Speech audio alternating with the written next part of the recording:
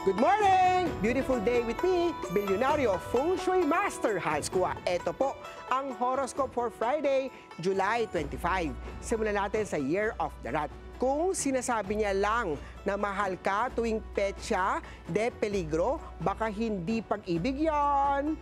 Blue at 1. Kaya oksaman tayo, hindi mo kailangan bayaran para mapansin ang tunay kasi na pagmamahal ay kusang hinahanap.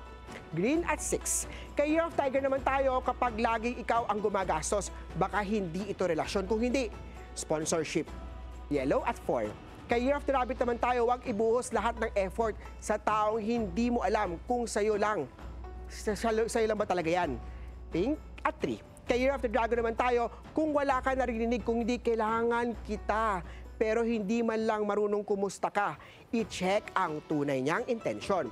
Gray at 2. Kay Year of the Snake naman tayo, ang tunay na partner ay tumutulong, hindi nanghihingi lang kapag petsa de peligro. White at 5. Ito naman, Kay of the Horsey, maglakad kahit konti, iwas yan sa pananakit ng likod. Red at 7. Kay Year of the Sheep naman tayo, hindi mo kailangan ng relationship if it cost you your peace of mind. Green at 8. Kay Year of the Monkey naman tayo, hindi lahat ng pangako ko sa'yo ay totoo. Tignan din ang kanyang action. Purple at 9. Kay Year of the Rooster naman tayo, double check your investment. Huwag kang pakampante. Gold at 4.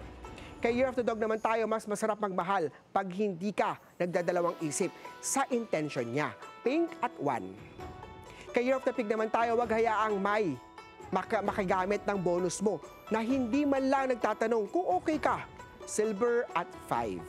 Paalala lang, ito po'y patnubay lamang. Ang tunay na swerte ay nagsisimula sa pagiging totoo. Abangan ang horoscope of the day dito lang po sa Beautiful Day with me, Master Hans Kua, Bilyonaryo Feng Shui Expert.